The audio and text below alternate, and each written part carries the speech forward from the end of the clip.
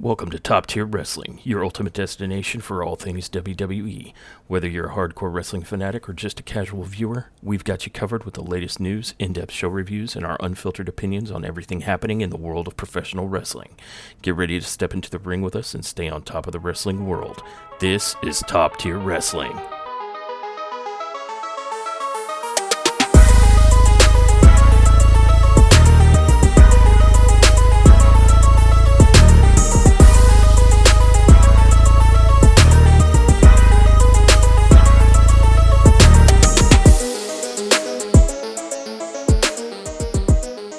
Welcome to Top Tier Wrestling. I'm your host, L.A. Josh. Yeah. And with me, as always, is 4 letters, 1 word, Dawn. Yeah, baby. Yeet. And tonight, we're diving into WWE RAW from October 27th. Let's get into it. Yeah, all right. I'm fucking hyped now. Let's fight. Yeah. That gets you hyped. I mean, not fight, but like verbally. Let's verbally fight. Verbally spar time. All right. Well, this episode of Monday Night Raw is brought to us from the Honda Center in Anaheim, California. And fortunately, we have a returning Alicia Taylor as our ring announcer. Yay. I guess she just had a week off or something. But I hope nobody is too offended by this, but I much prefer Alicia Taylor to Julian Garcia. Because I like the way she says championship a whole lot better than championship. That just doesn't do it for me. You don't like that? You don't like championship? You know like that? Sure don't. It sounds like she's saying it entirely through the nose. Nah, it's dope. It's dope. But they open it up with the Yeet Man, and we get Jey Uso making his way down, full intro. And an encore. Of course. So much so that we catch Jay on camera like saying, I'm tired, Oos. But he catches his breath and he grabs the mic and he lets us know to all be welcome to Monday Night Raw.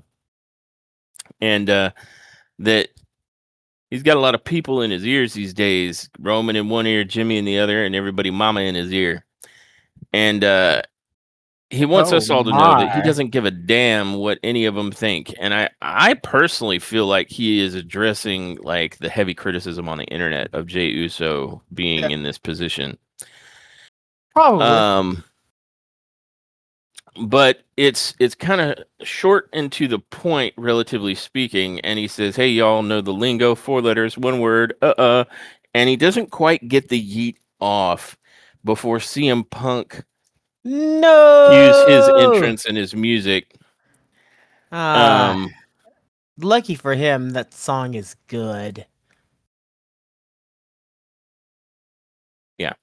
But CM Punk comes down there and he says, I apologize for stealing your stuff. I don't know what you're apologizing for. You clearly did it, are doing it, and have no regrets.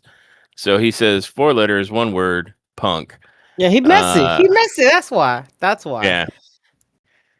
And he says, I'm going to do my best not to get in your personal space tonight, because Saturday, that's all you're going to get is me and your grill. And however, before they get there, he wants to talk.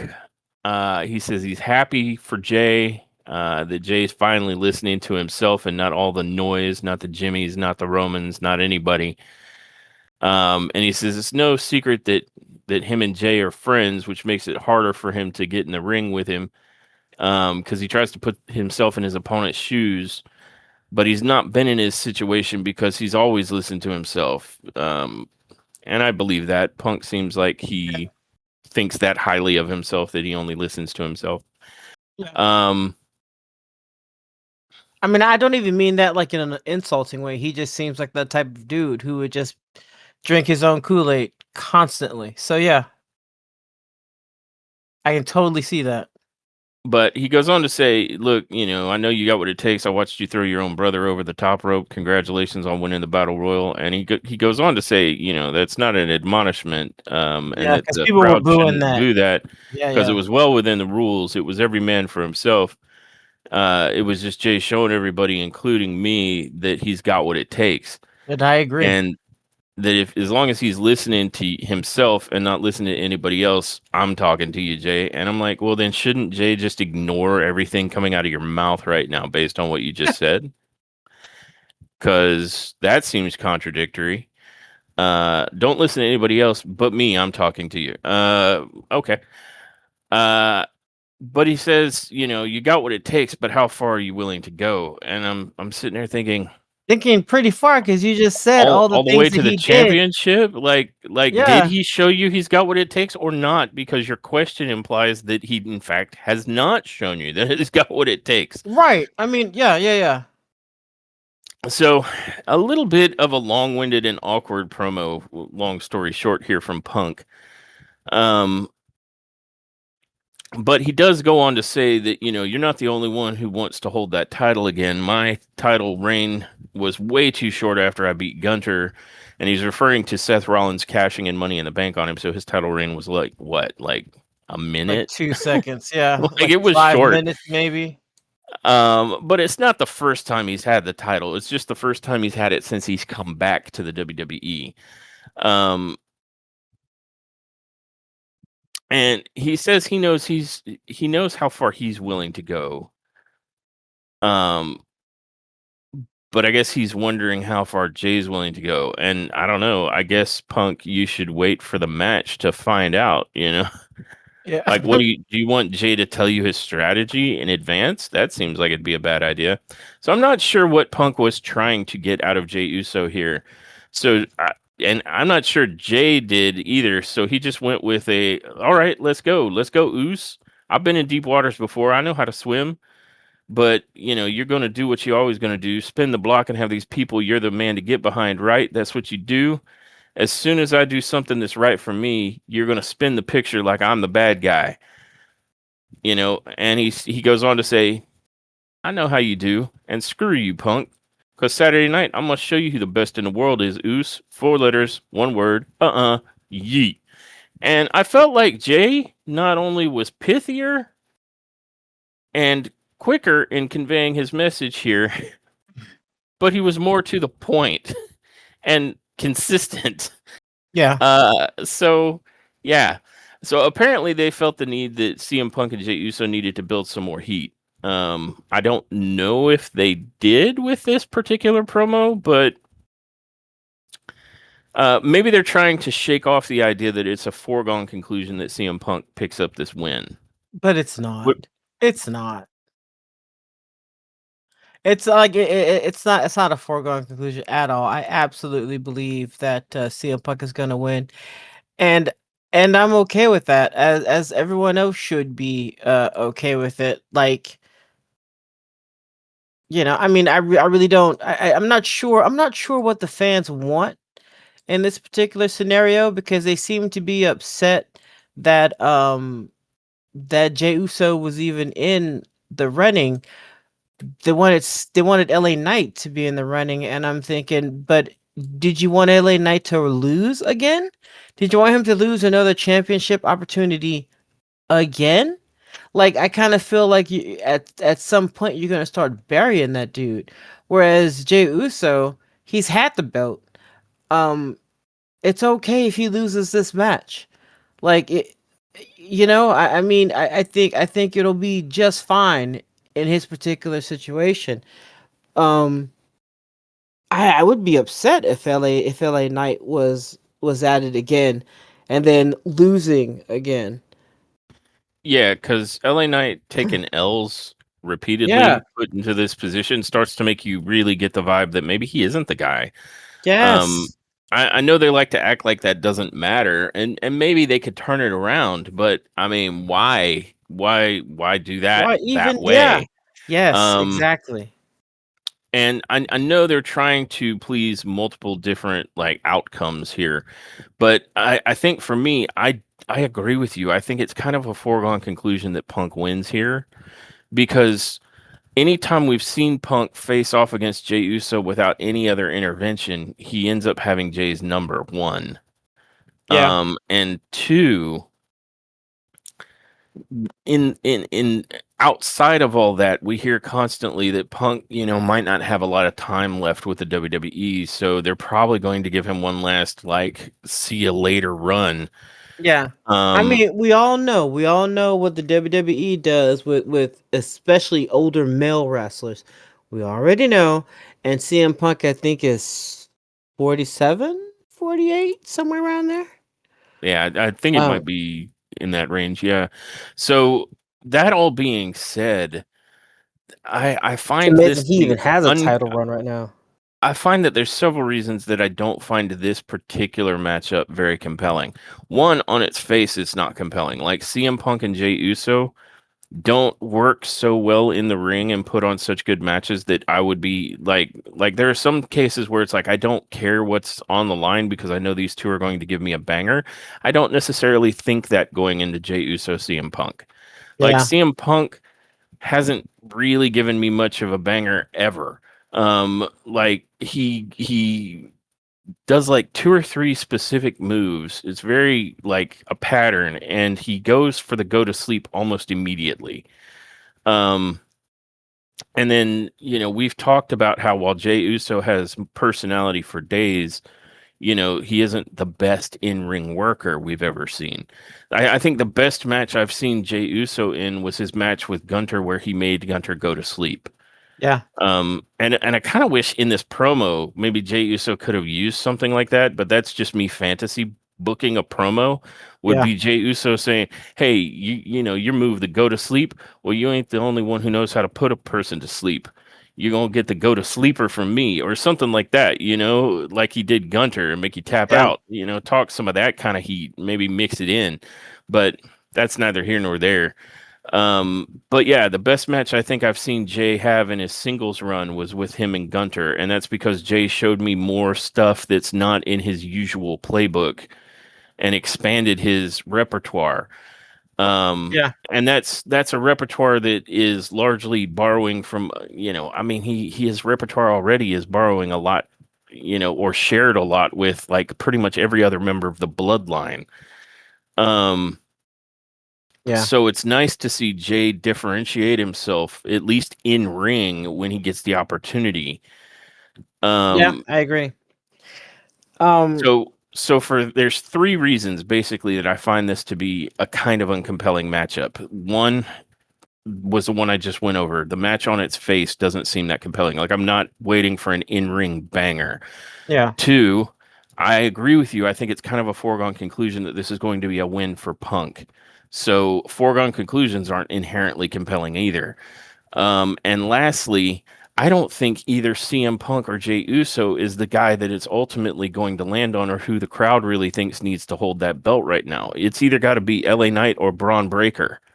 I Yeah. feel like CM Punk and Jey Uso are just hanging on to it briefly to have their token run until like the guy who is the actual guy gets the belt, and that's either LA Knight or Braun Breaker.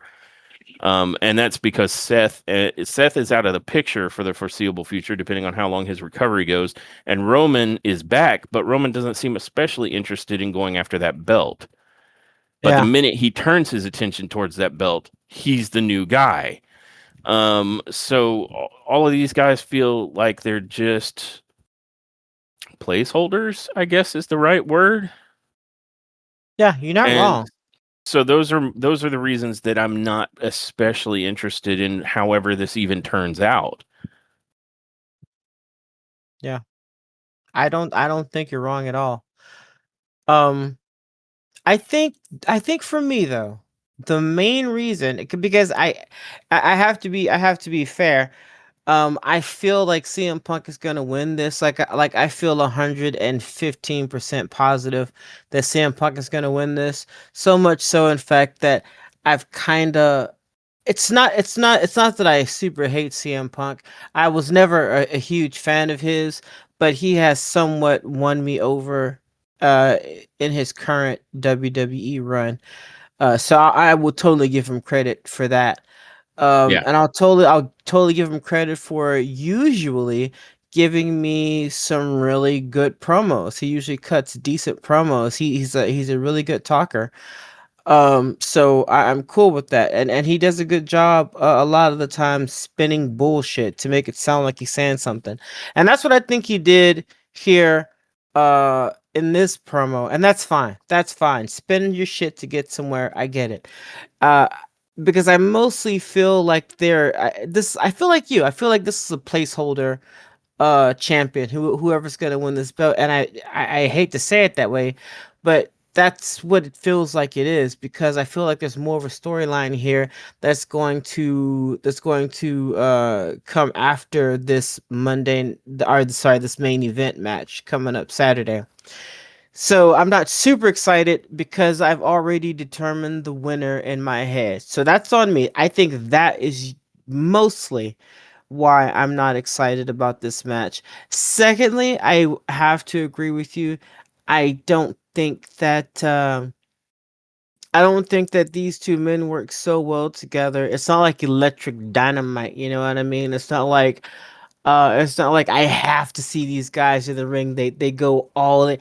I don't feel that way about these two dudes in the ring with each other. I felt that way like you said, when Jay went after Gunther. That match I felt ended up being really good. Yeah. Um, maybe more for the storyline. I don't know, but it's not. I don't dislike either one of these dudes that's gonna be in this match. I think we all know that Jay is definitely my preferred wrestler, but I'm just not super excited about this match because I feel like I know the winner, and I don't feel like the winner even matters right now. Yeah, because again, the placeholder effect. Like Yeah, we're just exactly. waiting, honestly, for LA Knight or Braun Breaker to make their Yeah, move. And I feel like later in this episode they even speak to that, because I kind of feel like there's a segment coming up later, and I don't know if it would make more sense to speak to it later, but it seems relevant here, where Paul Heyman is talking to the Vision, and Breaker is kind of like, "Look, I still." I mean, I understand that you advocated for patience, Paul, but I still don't understand why we didn't take the more direct path of getting straight to the title by going into that battle royal. And Paul speaks to it again and more or less says, look, it's about to be settled between Punk or Jay, and one of those men are coming out with the title. And you know that that person is our next target.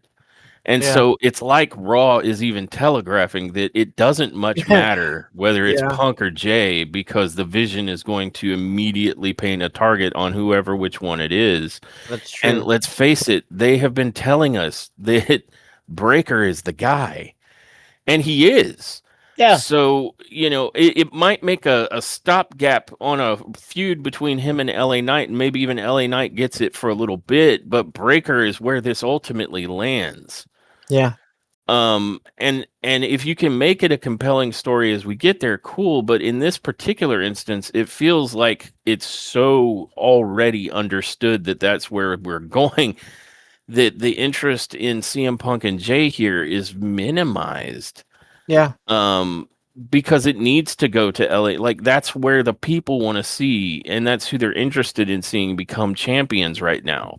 yeah, Um, at least that's my feelings on it. So, but I also tend to think that's why there's not a lot of hype on this. I definitely think on the internet, at least, Jey Uso is getting crucified because people seem really unhappy about him being included in that. I mentioned yeah, on our last podcast about the video of him winning the Battle Royal was getting ratioed on WWE's own channel. So, and I don't know what all that specifically represents, because I know that Jey Uso is huge with the younger crowd, and I don't think that's the same as the internet crowd, not by a mile. He's definitely the act that the kids really like, and I'm not saying that's the only ones that like him, but like unilaterally, the kids love Jey Uso. yeah, In addition to any adults and people that are more in, like, the more adult demographics, and I think all the internet commenters are in an older adult demographic. So I can't really say for sure, who that all represents because the kids make up a good portion of like who shows up. So, Yeah. they their parents have to get them a ticket just like anybody else. Um, but I know for me, I'm coming into Saturday night's main event. Now they are setting the stage that this could potentially be a big Saturday night's main event, like where we're definitely getting a new champion out of this one way or the other, CM Punk or Jey Uso. And it's possible that we might even get a new one in terms of like Jade Cargill potentially beating Tiffany Stratton. Um, that kind of stuff. So maybe they're trying to freshen up Saturday night's main event because I don't think the feedback on those, like the last three of them, has been very good. Yeah. But this is also happening on a Saturday night's main event, which automatically, like anything transpiring on Saturday night's main event, historically proves to be of no consequence. So it's like all of these factors that are kind of spinning into this not really carrying a lot of weight either way you slice it. Yeah. And that unfortunately makes it less compelling. But I agree. that's the case here for Jay and Punk and some other things writ large. Moving on from that segment though, we head to the Judgment Days clubhouse, which is just a hall in the back somewhere now. And Dominic Mysterio indicates that they have a problem. That Adam Pearce seems to have a vendetta against him, and that Rusev and Penta are competing in a number one contenders match. And a large portion of the Judgment Day is like, how is that a we problem? And Raquel is like, well, maybe if you weren't such a perpetual cheater. And I'm like, Oh, excuse me. hot kettle blackness? Like what like Judgment Day is defined by all of you being a perpetually cheating stable. So Oh, I'm like not sure. I beg your pardon, good madam. The hell, like seriously, I when she said that, I kind of cocked my head to the side, like begging your pardon. Yeah, when's the last match that Raquel and Roxy have had where one or the other of them didn't cheat to try and help the other? When's the last match that McDonough or Finn have had where they didn't attempt to cheat to help each other? If anything, Dom is the only one who has to get his assistance when he needs it from anyone outside of the Judgment Day. Like, I really do think they're building a case here that Dominic Mysterio would be better off without the Judgment Day at this point. I Because mean, what are they are they providing. doing for him? Yeah, what are they doing besides saying some dumb shit like, "Well, maybe if you would stop cheating, woman, por qué?" Yeah, and Dom shrugs it off and trolls her by saying, I don't know what you're talking about. I've never cheated a day in my life. But he's going to have to face tonight's winner at Saturday night's main event. So what are they going to do? And Finn says, what do you mean? What are we going to do? JD and I have to focus on getting our titles back, the ones you cost us. And I'm thinking, I think it's really bizarro that they're viewing it as Dom costing them because they got booked in a match and had to defend their titles. Like that is one, the job you're doing, and two, that is a direct consequence of Adam Pearce. Like I know that Pierce and AJ tried to make it look like it was Dom's idea, but eventually they would have to defend their tag belts. So it's a stupid fucking point. And then Yeah. they basically tell Dom that he's on his own. And it's at that moment that I'm like, why is Dom in the Judgment Day again? Like, what are they doing for him? So he immediately gets on the phone, and the only person we can conclude that he's calling is most likely the person that he's been calling outside the Judgment Day, and that's El Grande Americano. So, at the end of this segment, like we were predicting that this match will somehow have some interference from El Grande Americano on of some kind, and we're not wrong, as we'll find out later. Yeah. And the last little bit that they say is Roxanne, I think, was wanting to see if there was anything they could do to help, and Raquel was like, "Nah, silence that noise. We've got to focus on, her upcoming match this evening with Nikki Bella." So I think they're still trying to play like a Roxanne Perez angle, like some sort of romantic like affair sort of thing, to pull, to cause heat between Liv and Roxanne the minute she comes back. But I don't know, that just isn't seeming to happen. Like Yeah, like I don't know if they're just leading us on with that at this point. Like it's I, never going to go anywhere. And I'm yeah, kind of okay with it because it wasn't that interesting to begin with. But yeah. I okay, agree. I kind of feel like they lost the steam for that storyline, but then they just keep kind of having it hinting at there. it. Yeah, like just in case we get an opportunity or a moment, we're gonna throw this in or something. I don't know. But it was a meh storyline when they were doing it with Liv, and it's a meh storyline still. So it's best, I Yeah. think, if we just kind of leave it.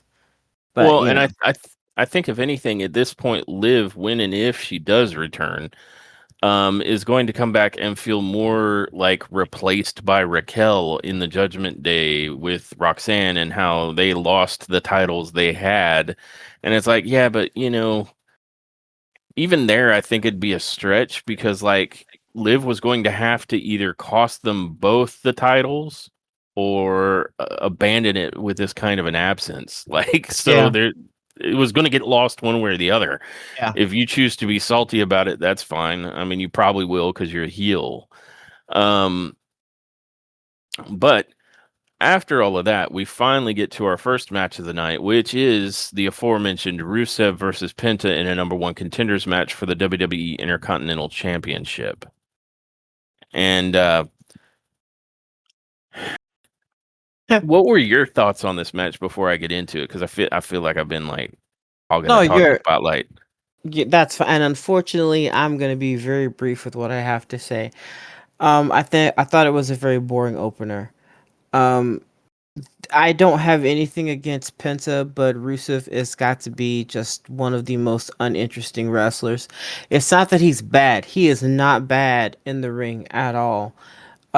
He's very good. He does a great job of catching his opponent whenever they're doing a jump or a dive or something along those lines.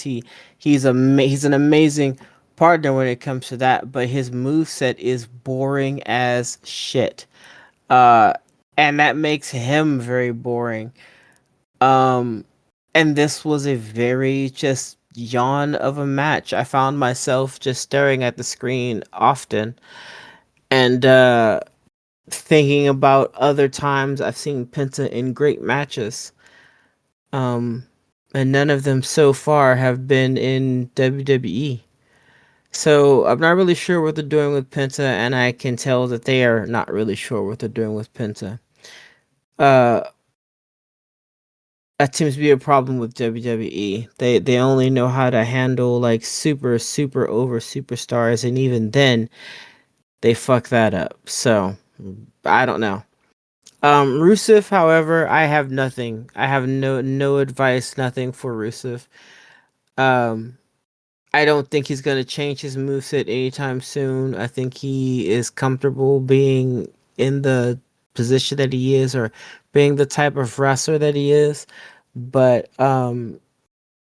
his is it just I wish his wrestling was as colorful as his commentary or his promos, where they make absolutely no sense, but I'm still like, the fuck did that mean? Um, he said it with some passion, so I guess he meant it. I'm interested to see what he does. But then I watch him in the ring and I'm like, oh, that's what he does. So, yeah, long story short, this was a very meh opener. It was a overall okay match. That didn't even end with the winner. Um, Yeah, as you said, there was interference from El Grande Americano, and I yeah, liked it. I liked it when it was just a single guy.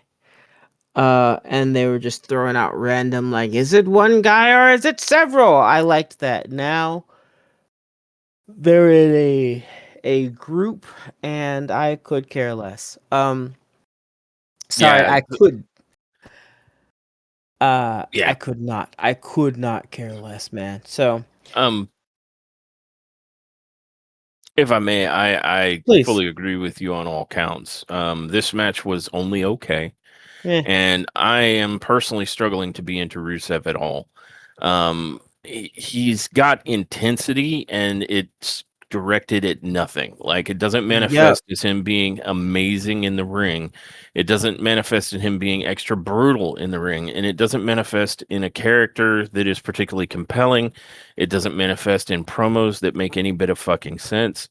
Nope. He doesn't have a character to latch onto. He doesn't have a move set to latch onto. So Rusev is just a void of interest for me right now. Um, and this particular match was predictable given that we had seen Dom on the phone with the Americanos, so we knew that they were going to interfere, and they do. And it was predictable that that interference would have the result that it did. Essentially, Penta and Rusev have a match, and it's only okay. And it's really sad to say because we have seen Penta do better, Yeah, like and I said, I feel like Penta is not being well used, well booked, or no. able to do some of the crazier shit we've seen him do in the See, ring. the So, WWE always wants the mid card guy and never knows how to handle the mid card guy. what Like, I wouldn't necessarily say the mid card guy. I would say they want the independent scene guy who's doing crazy shit that catches everyone's attention, and then I'm they sorry. bring him to WWE and they neuter that. I'm sorry, let me rephrase. This is in the through the eyes of WWE because there's superstars and then there are mid cards. That's all they see. So they were immediately the second Penta came in there, they were immediately treating him like a fancy mid carder. That was it. Yeah. So when I'm saying mid card, I'm going by WWE standards. Penta is not a fucking mid card to me. Uh, No, he's main event talent. He was that in he's AEW. He was that in Lucha Underground. He should be able to be that here. No, instead, and I mean, I haven't heard him complain. He's not doing any complaints or nothing. He's probably very happy where he is. He's probably, doing his utmost, and maybe they got him doing a lot of house shows. I don't know, but all I know is that this guy, like you gave him a big entrance. That's it. That's it. And Pitts is so much more than the bullshit that I've seen him be booked in WWE. I don't know what the fuck they're doing. Yeah, and there's a point, just to fill everybody in, the way this match ends up going is Rusev and Penta are fighting with each other for quite a while in only what was an okay match, only for all three of the Americanos, which is El Grande Americano and what is it like Rio and Bravo, I don't. um, that are the new two minions, and they Yeah. come out and they overtly interfere and have the match thrown out. And Penta and Rusev managed to get it together to beat them back. And this is the part that I feel is like a slap in the face for the way Penta's being used in the WWE. Is Penta? It looked like briefly for anybody who's watched him outside of WWE, it looked like he was going for Fear Factor, which is a package pile driver on, I can't remember if it was Rio or Bravo, and does it really matter? But it's a slap in the face that you would point to and tease a far better move than Penta's even allowed to use in your ring. Yeah. You know what I mean? Like Yep. we know he's not going to be able to do that in the WWE, at least not now, and not at this current climate. Like unless it's a PLE, you don't let these guys do that kind of shit. Yeah. Meanwhile, in the independents, whether it was Lucha Underground or AEW, he would have done it two or three times in a single match. He'd have done it to somebody on the fucking apron or through a table in one of those Yeah. promotions. Yep. And it's that you tease that you know that you are giving us this fucking watered down bullshit wrestling that you can tease Yeah. us with something better than that. Yep. And that I have a real fucking issue with. WWE needs to take the fucking reins off of its wrestlers and let them do what they are capable of doing in order to show us the best show possible. The fact that you hold back and can tease doing more shows me, if anything, that you are in fact holding back. You're not giving us the best product that you know you can give. So this Yeah. this match was just predictable from start to finish. Like it was paint by numbers wrestling that ended up becoming, a predictable interference from the Americanos that, as we find out later, predictably turns this into a triple threat match for Dom. Dom, of course, was thinking, well, if I get this match all screwed up, now I have no number one contender. And we've seen this pattern play out enough to call it from fucking space that no, that's just going to turn into a triple threat match, which Pierce lets Dom know is the case later. So Yeah. I agree with you. A relatively meh and kind of like bleh opener for Monday Night Raw. Yeah. Um, And I mean, that doesn't end. That doesn't end. That trend does not end with this match, in my opinion. Um, yeah, but we can continue.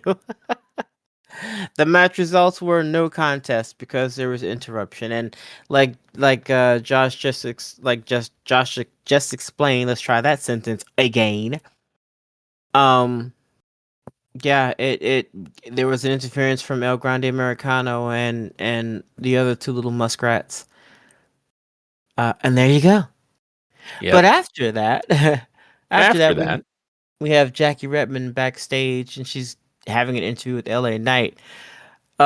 Who he's essentially just talking about where he's going after his match, after falling or failing to win his match for the number one contenders battle royale. And it's basically what we thought. He's letting everybody know that he's getting back to business and he's going to capture the world heavyweight championship, with everybody saying L.A. Knight. now, Yeah. yeah, let me just say, Jackie Redmond telling anybody, including LA Knight, that they came up short when she's like, what, 4'3", is hilarious. And I am a real big fan of LA Knight's new catchphrase. He's the isness of the business. I'm waiting to Yeah. see the shirt. Like Jay Uso could accidentally fart out a catchphrase, and he's got 3 new shirts for it. LA, where's Yeah. your new shirt, bud? Yeah. Um, and I felt like this was a good promo, but I agree with what you were mentioning earlier. Is that LA Knight? I think everybody wants to see him win. He's definitely the underdog. In that, like, he's the guy we all think should win. He's definitely putting in the effort and putting in the work, and we're just waiting for LA Knight to get his yeah moment. Yeah. Um, but if he keeps like appearing in these main event matches and not winning, that momentum is going to dry the fuck up. Yep. So it has to happen soon if it's going to happen. Is my feeling on that anyway. Um, but yeah, he's still the isness of the business, and everybody's still saying LA Knight, yeah. Yeah. So let's keep the good times rolling. Yeah. After that, we head to the Visions locker room. And this is what I was mentioning earlier, where Braun is complaining about the fact they should have been in a battle royal because it was the quickest path to the world championship. And Heyman says, "I see where you're coming from, and that's a great idea. But instead of using that idea on 20 other dudes, let's just target the one man. We know after Saturday night's main event, CM Punk and Jey Uso are, going to come out. One of them is going to come out the champion. And once that's the case, they'll show up at Raw next Monday as a victim waiting to be victimized by a true victimizer. And if Braun eliminates the one other person that shares their vision, his path to the World Heavyweight Championship is clear." And Breaker says, "Well, give me a match with that other person." And Heyman says, "I already did." And Breaker's like, "Well, who is it?" And I'm like, "Can you not figure this one out? Use some Steiner math, bud." And it's going to be LA Knight, obviously. So there is Yeah. a match scheduled later for Braun Breaker and LA Knight. Yeah. And that's the promo that made me think that, like, yeah, ultimately, whether it's Jay or Punk, it doesn't Does really not matter matter. because we're Nope. all waiting to see if it will land with LA Knight or Braun Breaker, which is where it's going. Yeah. And I'm cool with that. Yeah, I would be cool with it being more between LA Knight and Braun Breaker than I care about it being either Jey Uso or CM Punk. Not that I don't like Jey Uso, I sure do, but I feel like he's got storylines that are more intriguing with regards to his bloodline Yeah. than his participation in this championship angle. Yeah. And CM Punk is CM Punk. I don't give a crap about Punk. I'm not a fan of Punk. And I think if they put the title on him, it's just like a token, like, well, here's your last title run before we retire you, bud. So I don't think he's a great in-ring worker. I think he cuts promos inconsistently. When he wants to be great, it can be great. Otherwise, it's incoherent and often loses its own point, which I mentioned earlier when he was talking to Jay. It was just long-winded and seemingly contradictory in a lot of spots. So, I mean, he's had an okay run here in the WWE where he hasn't fucked anything up too bad, but it hasn't been like stellar for any other reason than it's, hey, you didn't fuck it up yet. Yeah. So, he has had some shiny moments. Let me be a little less harsh. His promo as the Doctor of Thugonomics against John Cena was on another fucking level. So Yeah. Punk can bring it. It's just wildly inconsistent when he will. Um, so that all said, my interest in Jay or Punk as the champion, I think I've laid out my reasoning for why it doesn't matter either way, and that LA Knight and Breaker are the two guys that need to be going after that belt with one another. Yeah. We'll see if WWE agrees. It seems like that's the path we're on. Because, I mean, Heyman just outlined it. Like, he just outlined it. We're just waiting for the determination of a winner between Punk and Jay, and then they have a target on their back. And you need to take out the other guy who's thinking the same way as you, which is LA Knight. So Breaker and Knight are the guys. Yeah. So I've made my case. Um, Yeah. And it's a good case. It's a solid case. why, thank you. Yeah. Yeah. Um, so if you'd like, do you want to talk about I'm sorry, I'll get the very next thing because it's short, but it was really cool. Usually I kind of skip over this stuff when we're talking about the shows, like we'll get a video package of something here or there if it's not super relevant. But we got a really cool and seemingly out of nowhere, maybe because it's the anniversary, actually, maybe it's not so out of nowhere. But we got Yeah. a really cool video package that celebrated the 10 years that Asuka's been in the WWE.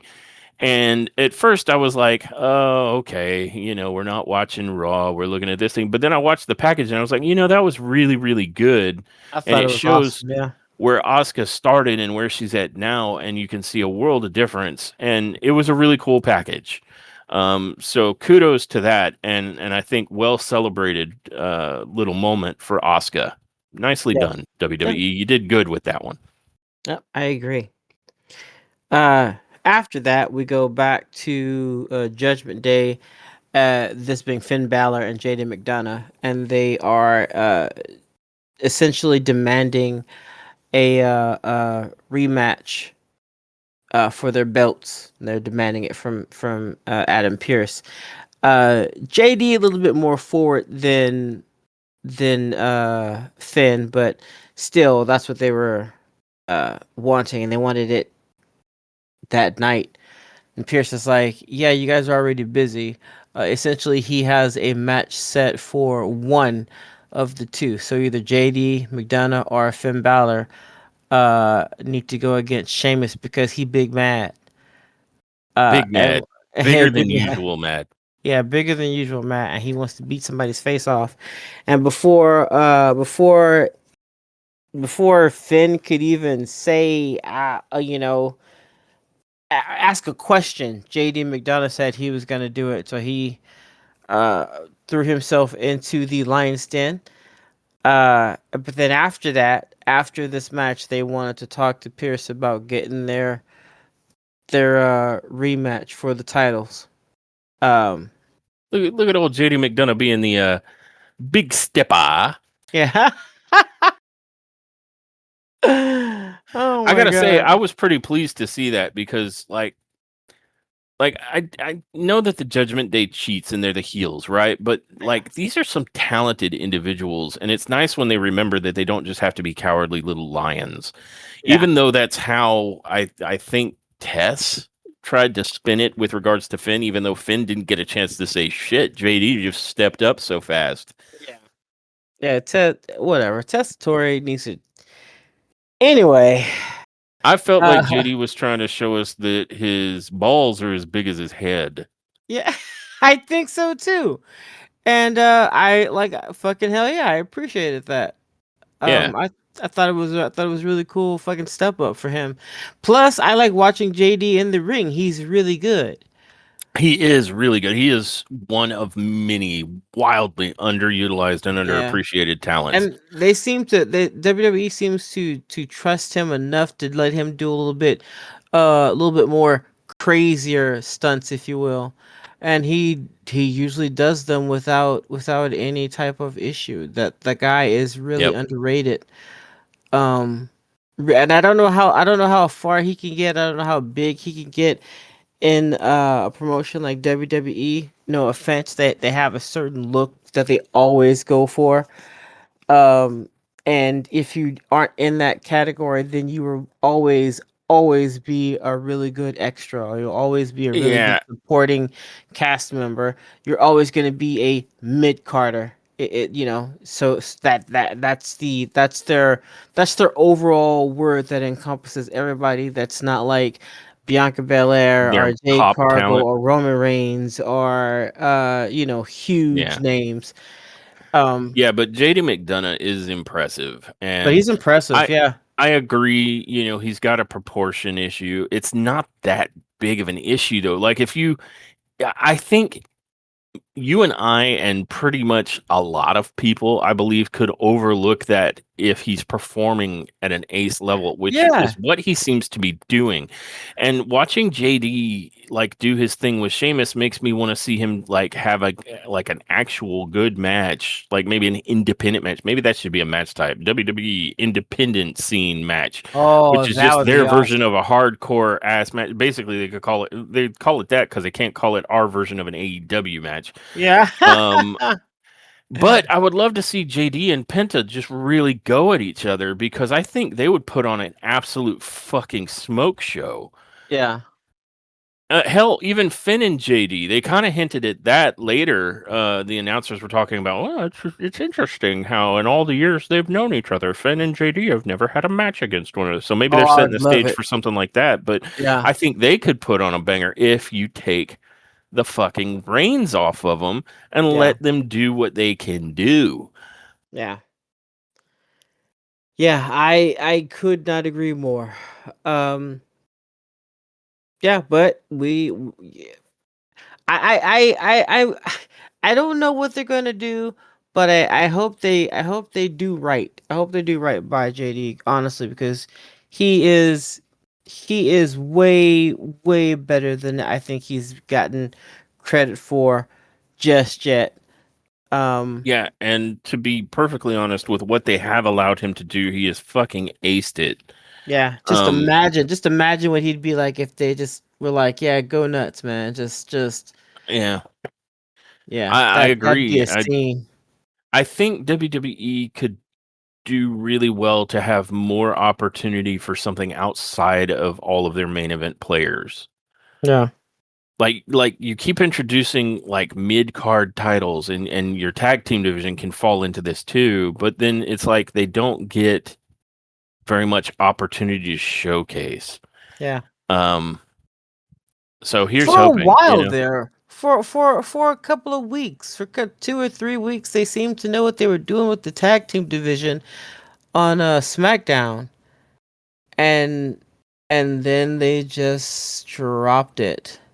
So Yeah, for a while there, SmackDown was like the definition of the tag team division, and yeah, it that seems to have fallen off. But I don't know. I feel like SmackDown has undergone some significant creative changes, and SmackDown's been good. But yeah. you're The right. last episode was good. Their tag division used to be at the forefront, and they seem to be taking more of a backseat of late. Yeah. but then also making tag teams that aren't tag teams for some fucking reason. So I don't know. Uh, Speaking of which, that's kinda a storyline for our second match. Roxanne Perez with Raquel Rodriguez, of course, versus Nikki Bella, and of course, in the background, her newfound bestie Stephanie Vicaire. Um, and I'll just be real. Again, I'm brief. This was okay. This is an okay match. Nikki Bella did good. Like she's, the nothing bad. I don't have anything really bad to say about either one of these ladies, but it was just another okay match. Um Again, not bad. It was just okay, man. Like on a scale of 1 to 10, I'd probably make it like a 4 or 5. 'Cause I mean, it wasn't bad. It wasn't bad. I don't recall anybody screwing anything up. I don't recall any flubs. It, Yeah, but it I was, didn't see any major botches or anything. Yeah, yeah. But it was just an okay match. There were no really stunning, surprising moves. Uh, it was, yeah, it's just okay. yeah, and I'll add in. I think Nikki did well here. She's been back for a couple months now, and we haven't really seen her have too many just matches. And this was her showing in a match, and she did okay. Yeah, But like you said, the match would only be okay. Like this isn't going to get like a star rating or anything. Um, and ultimately, Raquel's interference ends up costing Nikki this match, and quite predictably, because I said this like the minute we saw that this match was happening. I'm like, oh, now it's going to be Vacaire's turn to come out and help Nikki when the Judgment Day beat Nikki down, and that's exactly how it played out, like by the numbers. And I don't even think Vaquer had to do anything physical. I think she came in, she checked on Nikki, and then she ended up in a stare down with Raquel. And then Nikki joins the stare down, and yeah, being now 2-on-1, Raquel just gets out of the ring. But there's like a whole bunch of shit talking and whatnot. So it's like they're setting the stage for, I guess, Nikki Bella and Stephanie Vaquer to have a tag match against Raquel and Roxy at some point in the future. yeah, And I mean, I guess that's cool. I mean, I'm fine for building storylines, but it isn't particularly compelling yet. And yeah, this was predictable. And I've said repeatedly, I'm fine with things being predictable if the outcome is satisfying, but if the outcome is kind of banal, it's not as good.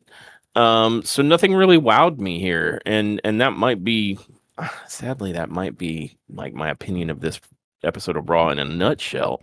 yeah, Um but it was an okay match.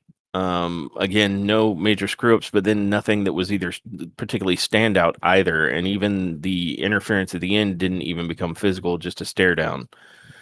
Um, it makes me hope that Vaquer didn't actually injure herself after that last encounter where she oh slipped yeah, coming off the yeah, ropes to give that crossbody.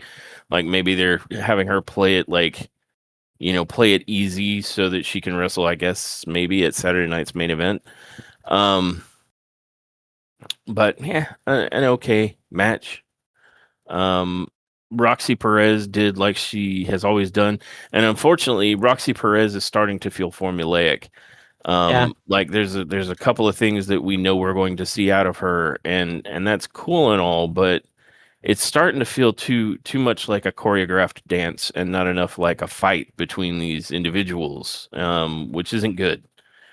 yeah, Um, and for her to be relatively new on the main roster and to start feeling formulaic already is not also good.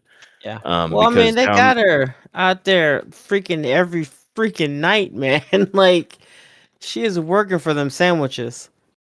she is. I'm just saying But I'd you're like to right. see You're some other right. different Yeah, stuff. And you're I right. mean, She she does need does to have keep it. She does need to keep it alive. Keep it lively. keep Yeah, it I mean, relevant. it's cool to have a couple of signature things you do in the ring, Yeah, but like that can't be, it can't just be wrestle by numbers where you hit all of your signature things and that's the entire match. Like yeah, with nothing else in between except maybe like, you know, punching. Like mix it up, throw in a new move here and there, you know, change it up, make us see something new and different each time. You know, yeah, it's cool that you've got your pattern down, but now you add to that pattern. You don't just stick with it. You know, that was a complaint for many years about John Cena. Like his whole match from start to finish was a pre-programmed riff, yeah, you know, and that's why that match he had with AJ Styles was as good as it was because while they did hit their spots, the stuff we know they do, they did a whole bunch of other shit, and that yeah, made it interesting. And this isn't something I feel like the WWE is unaware of. yeah, So, like this wrestling cookie cutter crap's got to go. You've got to freshen it up each and every time you go out there in some fashion, at least a little bit. So it's not like I've just watched the same performance that I've seen 1,000 times. yeah, And I'm already starting to feel that way about Perez. And so kudos for being a consistent performer, but now it's becoming formulaic. Let's mix it up a bit. Show me expand, stretch your wings, do some different shit too. yeah. Yeah, you ain't wrong. Um, well, after this, we run into Lyra. Or Lyra runs into the Kabuki Warriors backstage, and Asuka's real pissed that Lyra and Bailey have a match for the belts. She feels that they jumped the line and it should be them. Lyra's trying to explain that she had nothing to do with this. Asuka fucking yells at her in Japanese and walks away. Um, Kyrie's like, "Why? I don't know why you making her mad. She gonna beat me later on. It's gonna be your fucking fault." Uh, but then she had to go because Oscar was like, "Get over here! I hear you telling her that shit. Now I gotta beat you." So sorry about it, Kyrie. It's rough out there. Um, but and then after they walked off, Bailey shows up and she's got Lyra a matching jacket that she just kind of threw over her. It looked more like a silk shirt or something. It looked very flimsy for a jacket. My old ass was looking at thinking my old ass was looking at that thinking like, well, that would keep no one warm. So that that was my line of thinking for it.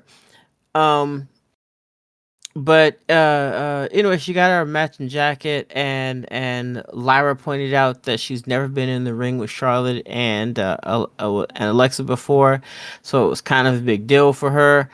Uh, the women's the tag team belts apparently mean the world to Bailey suddenly. Uh, and she was freaking out about what if they lose, and then Lyra, for some reason, was helping her manic episode and being all like, "But what if we win?" And then Bailey went crazy again. Um, and then they were doing a special handshake that they have now. That Lyra apparently seemed confused about knowing. Like after she did it, she was looking at her hands like, "Who are you?" So I don't know what that was about. Um, Yeah, I think they were both surprised that they got the handshake right because we had seen them previously not getting it correct. don't kill my joke. Sorry. All right. So then we got we run into Jay Uso, who runs into his brother, Jimmy.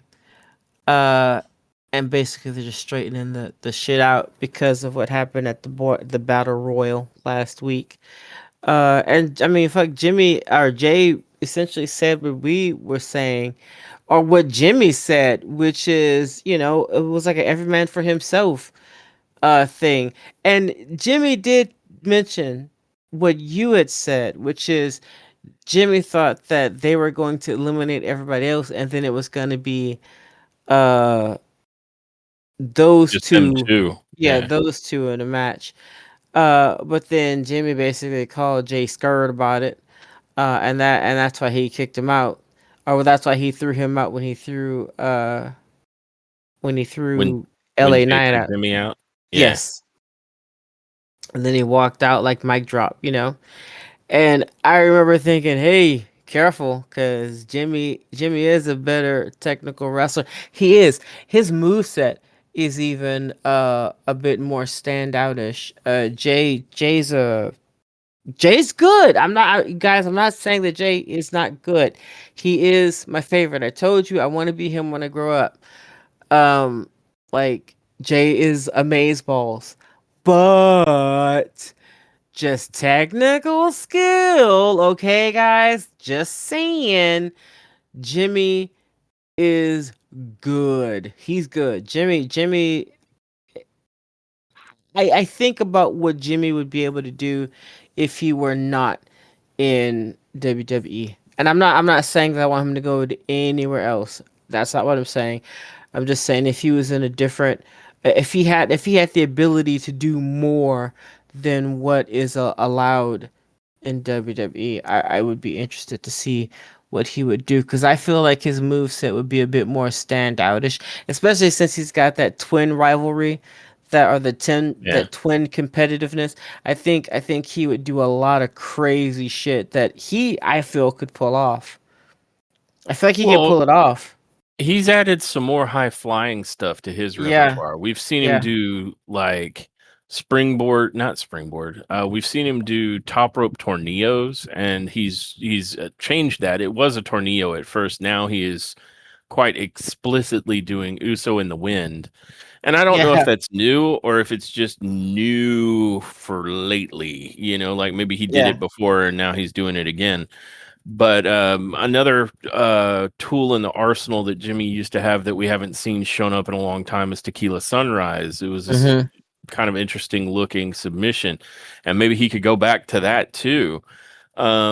But yeah, we've seen some options showing up with Jimmy where he's added some more high flying stuff into his repertoire, and I mean, to be perfectly honest, it wouldn't hurt them to expand their repertoires because they sort of have like there's certain moves that every member of the bloodline seems to be involved with. Yeah, Like the Uso splash and the running hip check is something Jacob Fatu's done. It's something that Jimmy and Jay both do. It's something that Solo Sokoa does. So if that's most of your repertoire, they all super kick as well, every one of them. yeah, The only thing I've seen Jimmy and Jay really both add to the repertoire that wasn't always in it is stealing the spear that they both have at times employed from, borrowing from their cousin Roman. Um, so them adding a little bit more to differentiate their arsenal from what has become a template arsenal that every one of the Samoans in the bloodline, or many of them, use is good. It differentiates them better. yeah, Like again, referring back to that match Jay had with Gunter, it was cool to see Jay throw a power bomb. At least ways on a guy big as Gunter. He pulled it yeah, off. And it was cool to see him employ the sleeper hold. So it's like it's neat to see that they can do these other things, and they should. yeah, Because I think it's undervalued in the WWE what these guys actually do in the ring. Um, because they're happy to let it become this formulaic dance thing. And I don't think they should be. You know, being good at characters and storylines is only part of the process. That's like saying this movie had great cinematography, but it sucked every other way. yeah, Then the movie sucked. It doesn't matter that you have the shiniest hubcaps if you're cruising in a jalopy. You've got to sell the whole thing. It isn't a part and parcel thing that you're doing here. You're professional wrestling, which means what you do in the ring matters. What you do outside the ring to make people care about what you do in the ring matters. You've got to nail both. yeah, yeah. I agree. But after that, we are taken to our third match of the night, which is Braun Breaker with the Vision, which now consists of Paul Heyman and Bronson Reed. Um, Bye, Seth. Versus L.A. Knight. Yeah. And uh, what were your thoughts on this match? um, gosh, I'm gonna sound like a broken record tonight. Again, there was nothing bad that happened here in this match. Uh, but I feel Braun Breaker is a bit formulaic too. Um, LA Knight, I don't feel as much. I feel like LA Knight tries to keep it. He tries to keep it lively, especially with a lot of his moves coming from out of nowhere now. Like he gets away, or he finds a way to get his move off, and that looks really good. Um, especially like the little DDTs that he does and whatnot. I'm pretty sure he calls it something else, but just deal with you know what I mean. Um, but this was, boy, not a bad match. Not a bad match. I kind of expected it to go down the way that it did. Like I feel like Braun Breaker would have LA Knight's number, especially when he's out there with Bronson Reed. Like that's a huge advantage there. Um, so I would expect for Braun to come out the victor in a scenario like that. Um, so yeah, but I mean overall it was a good match. Probably from this point, this was probably the best match of the night. My opinion changes after the next match, I think. I think it's the next match. Uh but at this point, this would have been, or this was the best match of the night. I'm inclined to agree with you, and in very similar fashion. Like the first two matches of the night were not Yeah. like outstanding. And Mm-mm. I'm curious. I was interested immediately because Braun Breaker and LA Knight, I think, are the two guys that are going to be in the championship scene soon. Yes. Um, and so how's it go with them? And these two, I think they work well together in the ring. They do. Yes, yes. Knight and Breaker, they do well. And I think what I'm trying to say about being formulaic is, again, you can have your signature moves, but it can't just be that. Like Yeah. you've got to entertain in the spots between your big spots. And I think Knight and Breaker can do that at times. Breaker keeps trying to find new and interesting ways to do a spear or jump from 8 miles away with a flying shoulder block. And LA Knight is regularly adapting his move set. Yeah. What used to start out with something akin to the People's Elbow, where he was running to the ropes and coming back, has turned into the Megastar Elbow, for example. Yeah. Um, and these are all solid moves being done by like big, massive, very athletic men. And so they're performed with a degree of intensity that it makes it compelling. So I was really looking forward to seeing this match. And I agree, this was not like another one that would be a 5-star banger, but it was definitely the best match we had seen to this point in this episode. And what I found interesting is with very minimal intervention from Bronson Reed. I think Reed maybe stepped up on the apron at one point, and that was about it. And I think he got kicked in the face or clotheslined out of his boots by Knight for having done so. Um, Honestly, they had Breaker just straight win. Near the end of the match, it looks like LA Knight wants to go for the Megastar elbow, and Breaker pops right back up on his feet. And so Knight launches at him, and Breaker ducks under him into the corner, and then he launches out of that corner with a huge spear to just straight up beat Knight. And I'm not sure what that is telling us about this going forward. Like if I'm thinking LA Knight and Braun Breaker are going to be fighting for this championship belt, then what you just showed me here tells me that Breaker's going to win and Knight will not. So if this is the beginning of a back and forth between the two of them, I'm going to need to see that Knight can beat Breaker. Otherwise, it's just Breaker's championship to take. Yeah, I agree with you, but I think that we are going to see that. Um, LA Knight has a really good way of coming back Rebounding, better. Yeah, yeah, coming back better. Um, and I think that's one of his special abilities. yeah, one of his superpowers, real talk, is being that guy. Because I mean, his move set now is damn near unrecognizable versus 2 years ago. So like he fucking works it. I think he'll come up with the way, and Yeah, I think the next time that he and Breaker go at it, I think he's gonna be the victor. I think it's gonna be a clean victory.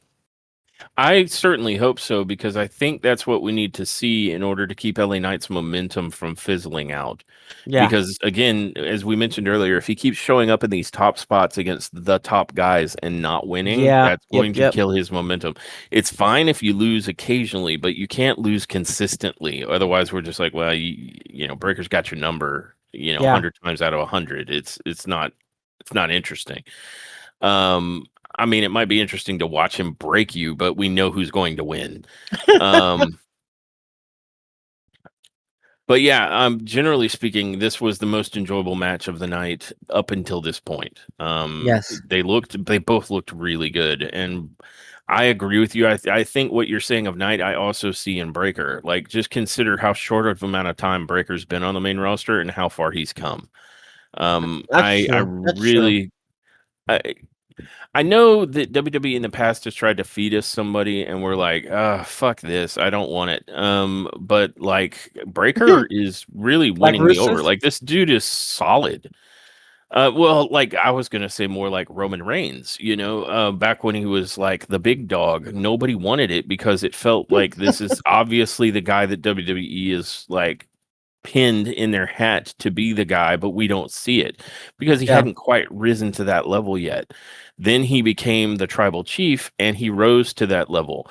And so, it very much feels like Breaker is the hand-picked chosen one here, and people can cry nepotism, sure, but Breaker is very, very fucking talented.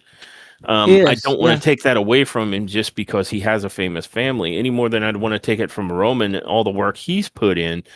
Yeah, it might have helped them get their foot in the door, but they had to be able to push it open and stay inside. And Yeah. clearly, WWE, especially under TKO, doesn't mind cutting anybody. Ain't nobody safe. So you really got to earn your spot.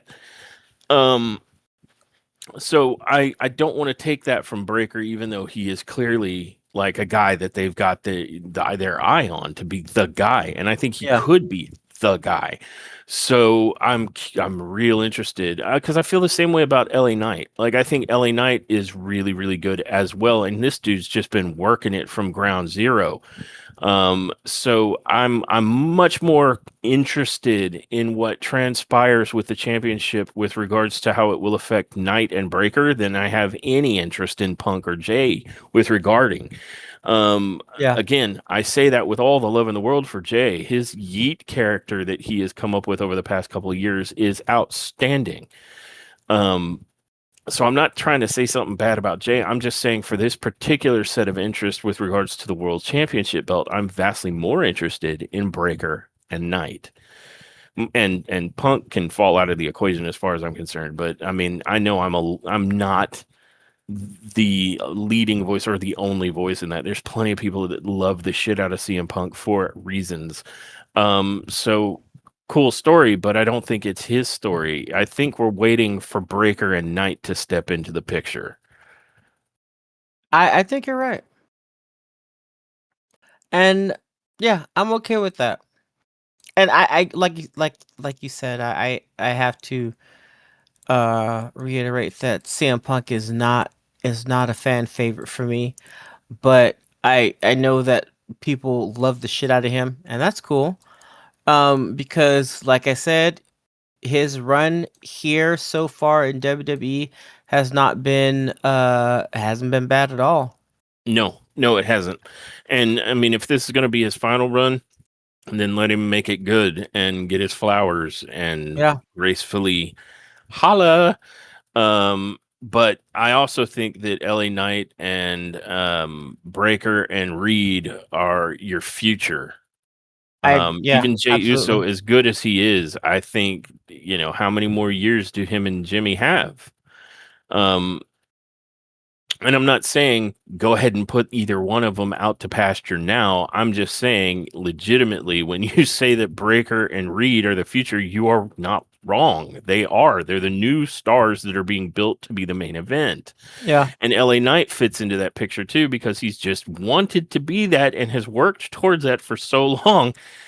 Um, that I think everybody is waiting for it because we've been told that this is where the future is, and people have been watching it with LA Knight, waiting for him to get his chance. So I think that's where the interest actually lives. So yeah, that's the point I was trying to make. I'm not saying put anybody out to pasture. I'm not looking for that. I'm going based on what we have seen and heard from them. yeah, We've heard Jay talk about, having only so many more years left to do this. He's not specific on how many. And we've heard Punk, especially recently, talking about like he doesn't know if he's got much more in him for WWE. We've heard that recently. So, no offense, but if, you guys are on the downswing, then it's not unreasonable that interest will move towards what's sticking around for a minute. And yeah. I think the crowd is altogether more interested. I think that's why Jay got ratioed. They, like you said, they wanted LA Knight. And I definitely see Breaker entering the picture. I think Breaker will probably come and rip the championship belt off of whoever wins it on Saturday. Probably. Um, so we shall see. Yeah, yeah, man. Yeah, man. But following that match, which Braun Breaker wins via pinfall after a pretty solid fucking spear to LA Knight. And a relatively clean win, by the way. This wasn't a Judgment Day heavy interference was required here. Like Braun Breaker just beat LA Knight. Yeah. Um, we go to Adam Pierce, who has finally caught up to Dominic Mysterio, who was ducking him. Hmm. Uh, and he was having a conversation with El Grande Americano and Los Americanos. And they flee like cockroaches that had a light shined on them, leaving Dom there. And Dom is all, why? I have no idea why Los Americanos would stick their nose in the Penta and Rusev match. That's so weird. Like, I'm not sure they thought that through because now they're going to have both Penta and Rusev pissed at him. And Pierce ain't buying any of that shit. He says, Dom, what is wrong with you? Uh, Penta and Rusev are not going after Los Americanos. They're going after you. And at Saturday night's main event, you're going to put your belt on the line against Penta and Rusev in a triple threat match. And it's like, we saw that coming from space, man. Uh, so who knows? Who knows how that one will turn out?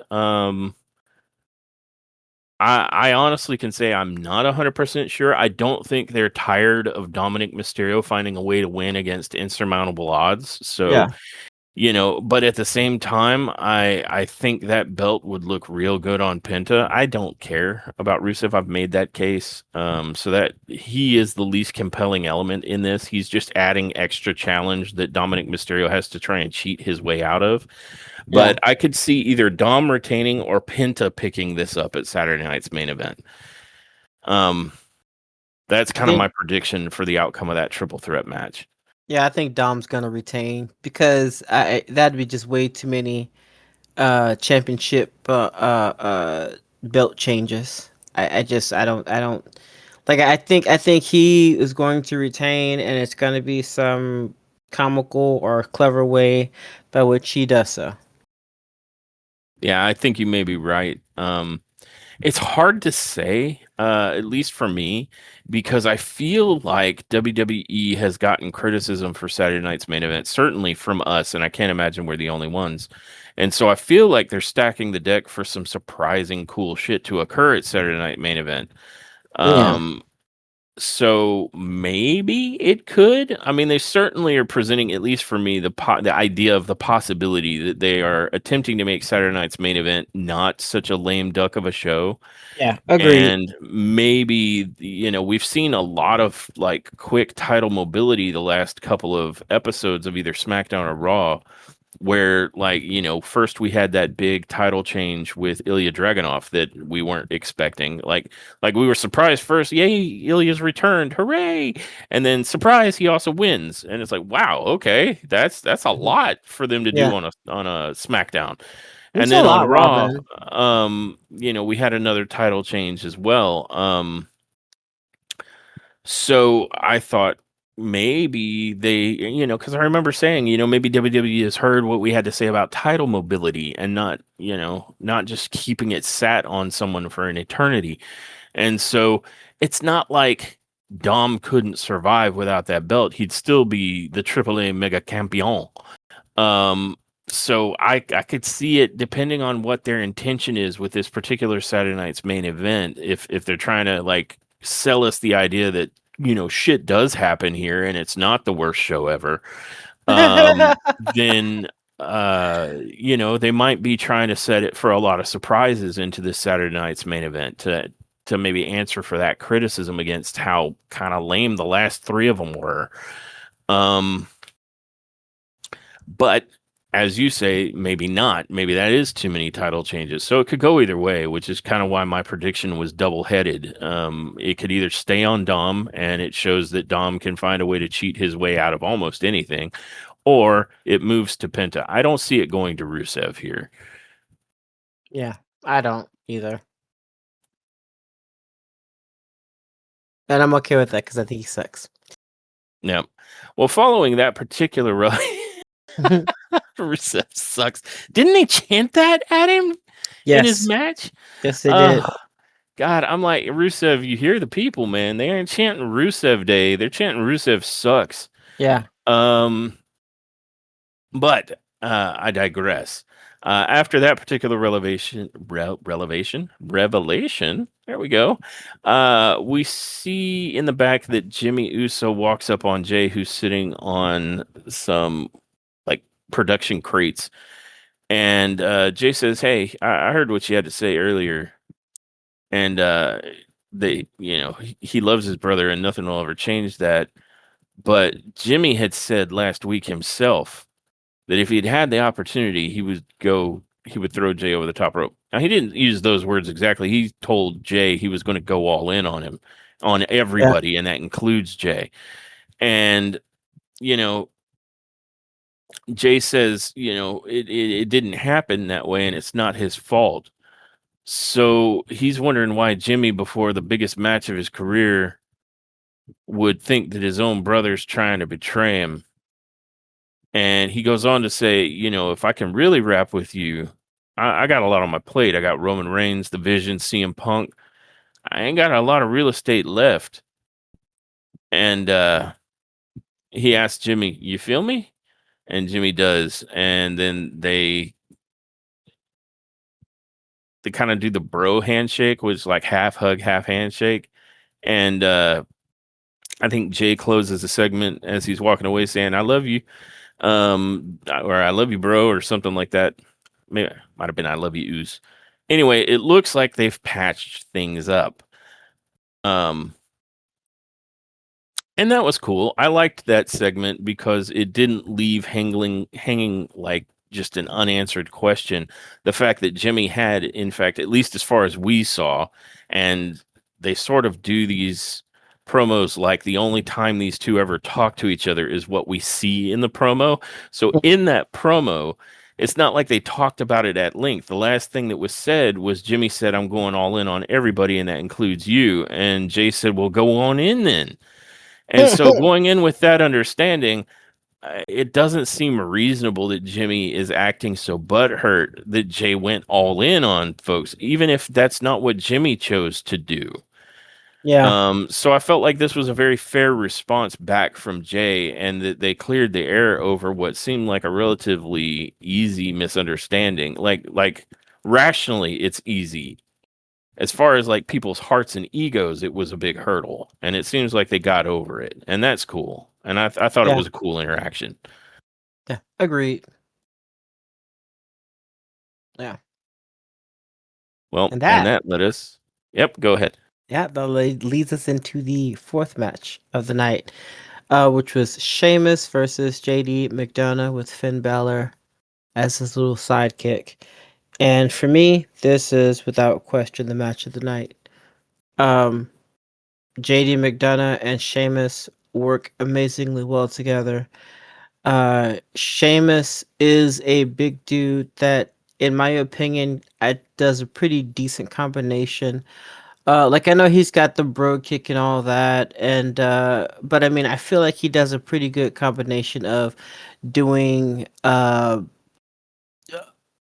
big moves along with other moves that maybe smaller competitors would normally do.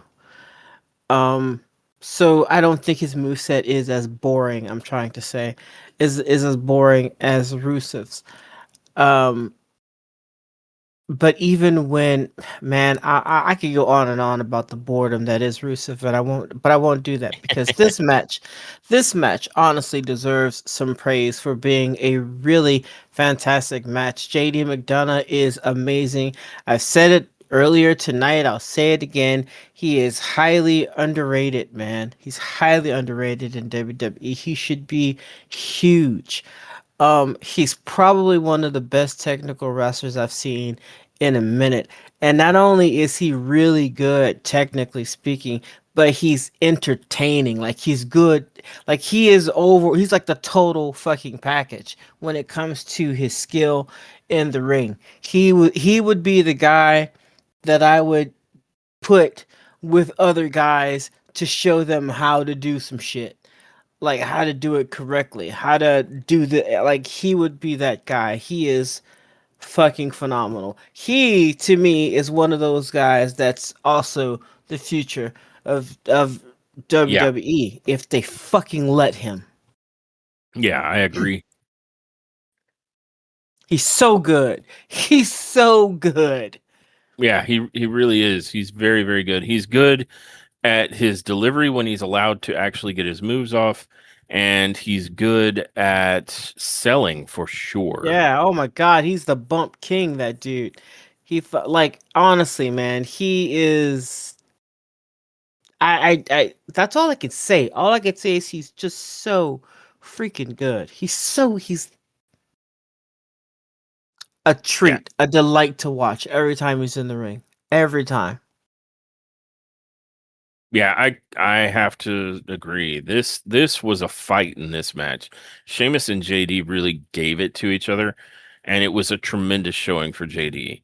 I was also like tickled pink that Sheamus was actually able to get the high cross off on JD, because Yeah, something about crucifix power bombs, whether it's the high cross or the edge, any of those, they're teased often and executed not so much often. Like the yeah, ratio of amounts of time they are put into the crucifix and counter out is way higher than how often they actually get to pull off their move.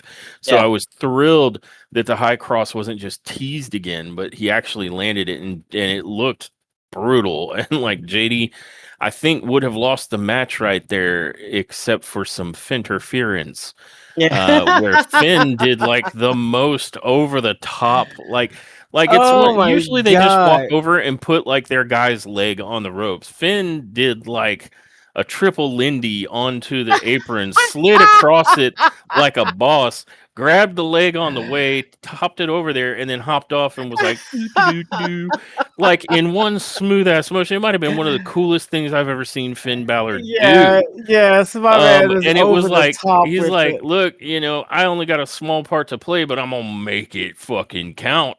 And so Finn's save there was like unreasonably over the top good. Like it was unnecessarily athletic and it was Yeah. cool to see. Um and and while JD brought the fight to Sheamus, I mean it really was a good battle between the two of them. Ultimately, it is Finn grabbing a hold of the shillelagh and battering Sheamus with it while Sheamus was on the top rope that allows JD to get up and grab Sheamus and hit him with like a avalanche Spanish fly to pick up the win. And I'm with you. I think at this point in the night, like the matches are getting steadily better, and in at this point and even retroactively, I think Sheamus versus JD McDonough for pure in ring action, like what you came to see in the ring, was the match of the night. Yeah. Yeah. But I yeah, couldn't agree with myself and you more. and then immediately following that, we're processing like how decent of a match that was. We're like, these hypocritical bastards in the Judgment Day talking about all the cheating Dominic Mysterio does. Talk. And yet every single one of them, like whether it's Roxy and Raquel or Finn and JD, cheats the shit out of their opponents in order to Talk. catch the win. It's like the the overt hypocrisy that is required by heels in WWE is Like, fantastic. did you not see what you just did? Yeah. But only Dom is the serial cheater. Yes. And I think I was just bitching about that. Like as soon as the match was over between JD and Sheamus, I was going on and on about that. Like, how are you guys gonna jump down his throat? Like, whatever, Yeah. whatever. Yeah, I really do think that they're, and maybe I'm wrong because I feel like they've teased certain things like this before, but like right now, like a very good case could be made that the Judgment Day isn't doing jack shit for Dominic Mysterio, so why is he Yeah, still with them? exactly. Like Liv isn't there, and none of the rest of the Judgment Day, except for occasionally Roxy attempting to help because I guess she's interested in Dom, and then Raquel stomping that into the floor twice. With that exception, like there's literally nothing going on with the Judgment Day that is assisting Dominic Mysterio in the slightest. Yeah, yeah, you're not wrong. So I'm not really sure. I'm not really sure what benefits they provide for him right now. Because I'm not seeing it. Other than No. just a whole bunch of guilt tripping him for losing matches that they lost, And uh, cheating, which and they cheating. clearly do like as much, Like, if not more so than he does. that was like the point of the fucking group, man. Like, what are you talking about? But Yep, okay, yep. sure, sure, sure. Yeah. After that, we got to see Adam Pierce not yelling at a woman. Yeah, this was a surprising, like, rare form for Adam Pierce. Well, but it was also Maxine Dupree, so Well, I you mean, know. he's talked down to Rhea Ripley too. I mean, so just because they're hot doesn't save them from Adam Pierce's sexism. He doesn't talk too down to her. He kind of, well, you know what? Never mind. You're right. He does. Maybe he's shot his shot, and she was like, "No, you know what? Let me quit these allegations before we end up in court." I'm joking. I Yeah. am Yeah, these joking. are all jokes that we make, and I think Adam Pierce's character leans into it. So this is all in character stuff. It's sad that we have to give kind of I feel the need to give a little bit of a disclaimer that we're playing here because there I won't are catch no members case. affiliated with WWE that have had bad sexual allegations made against them. Yeah, We are settle not down. trying for any of that. This is all in character. Adam Pierce has shown a bit of sexism and he That's always right. needs to drink on the job. This is his character, You right? Like guys, no one is alleging anything towards it's Adam a, Pierce or the guy playing him. it's a Like this joke. is his character we're talking about. Like this is all part of the kayfabe. But it's fun to speak to the kayfabe, and it was refreshing and somewhat like, who are you to see Adam Pierce not talking down to a woman for a change? Anyway, It I was, it digress. You were saying? was a joke. Settle down. before I send Adam Pierce to your house to beat you. Um, But only if you're a woman. but only if you're a woman. If you're a guy, he's gonna pretend like he didn't say anything. Um, Yep. or he'll just answer you very sarcastically, but he won't yell. Yeah. Um, but he's giving Maxine Dupree a third attempt at the belt that Becky is currently holding. And Maxine was like, "Thank you, but before I do that, I need to go into training. I gotta go Karate Kid for a few. I gotta make absolute sure that I can take the belt. And when I do, I'm gonna come and I'm gonna snatch that belt. So, pause, pause, unpause. But for now, pause. So that's what Maxine is gonna do. Yeah, and Pierce lets her know that, that's cool, you're planning your strategy, but no, it's official when you're ready. And that was pretty cool. And I have to ask, who do you think Maxine's going to go ask? Like, Probably Natalia. you think? Or do Yeah, you think probably. she's going to go so far as to go ask Chad Gable what she needs to do, which will be like, oh, you talk to the old teacher. If Chad's coming back as a face and he's not going to be doing El Grande Americano and all that business, then maybe. But I just figured Natalia because they were gonna do this little tag team group Tag with team. them, and then that kind of got squashed. But then every time that we saw her for a minute there, it was with Natalia, and Natalia was training her. That was apparently the story anyway. Like she, you know, left like, excuse me, left like Sasuke and Sakura, like Naruto. Sakura in Naruto, yeah, and then came back all skilled and ready to destroy. So I don't know. Yeah. I don't Yeah, know. I just immediately thought Natalia. I think that's a rational conclusion. And you may very well be right, but if I'm thinking about what would be like slightly scandalous and more like angst causing, it would be that she's secretly been getting tips from Chad Gable on how to improve her game, and that ends up being like a thing. Yeah, You know what I mean? Like I'd that be would be into it. compelling, right? Yeah, for real. Let's go. I'd be here for that. Speaking of things that are compelling, though, this is the opposite of that. Jackie Redmond is having a backstage interview with Charlotte Flair and Alexa Bliss. Um, And Alexa says that they never back down from a challenge, whether it's for Raw, SmackDown, or NXT. All they have to do is ask, and it's not like Charlotte to keep tabs on anything, but she could make history again tonight. Charlotte keeps forgetting the word "we" in her vocabulary. They're two victories away from breaking the record for most successful title defenses as women's tag team champions. The Kabuki Warriors interrupt that conversation again, saying the same thing. That Arrgh! they, yeah, that. Asuka says that Bailey and Lyra don't deserve the opportunity, and neither do Charlotte and Alexa. And Charlotte knows that she's had a long history with Asuka and she's beaten her a lot, but she's changed. And they would be honored to face the Kabuki Warriors.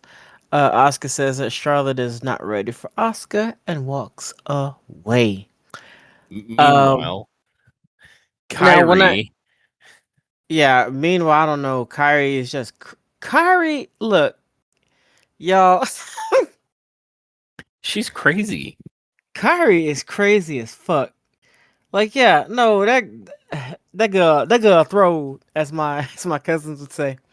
Yeah, Uh, because what did she do? She pointed her little parasol at them and then opened it yeah, in a semi-threatening manner, and then it's like, what the hell? And then yeah, Asuka's like, Kyrie, and Kyrie goes running. nah, yeah. So that girl cray, but she's also amusing to watch. And she's actually another one that's really good in the ring. Yeah, Um, yep. really good. So, and when I said that it's not compelling, I don't think Charlotte and Alexa going against Lyra and Bailey is compelling. I don't. Um but then I'm not really sure where they're going with Bailey and Lyra either. I'm really not sure what this is supposed to be getting to. Um but I just kind of feel like it's stalling out in awkward land. Maybe after the main event for Raw, they'll get to it. Maybe that's what needs to happen or needed to happen to progress the story a little bit further. But as it stands right now, I'm kind of scratching my head as to what they're planning to do with Bailey. Not that it's not entertaining, and she has established that she's got several different modes by which she operates. We get it, but where are we going with this? Um, and her tagging with Lyra isn't very interesting for me. I'd like to see them going against each other. That's interesting, but seeing superstars tagging up with each other to win belts that are for tag teams kind of makes me scratch my head. So that's all I meant by that. Excuse me. But after that, uh we have Adam Pierce yet again. Adam Pierce got his bread money, his sandwich making money Monday night. Yeah, he was working. Yeah, but he was seen talking to AJ Styles and Dragon Lee in the backstage area.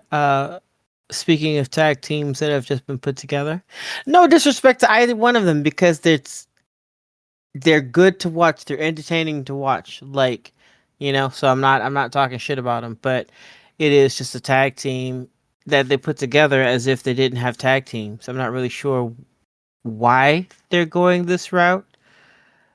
Um, but it hasn't like it's kind of like a up and down. It's good, but then also not in many areas. So it's kind of a hit or miss. Um, but AJ reiterates we catch him reiterating that he like 2026 is certainly going to be his final year wrestling. However, he's still one half of the World Tag Team Champions, and he wants Pierce to give them the best challengers that he's got. And Pierce is excited about that. Judgment Day interrupt the conversation, and like they're basically demanding like they're done doing the jumping through hoops and whatnot. They want their title shot. They want their rematch.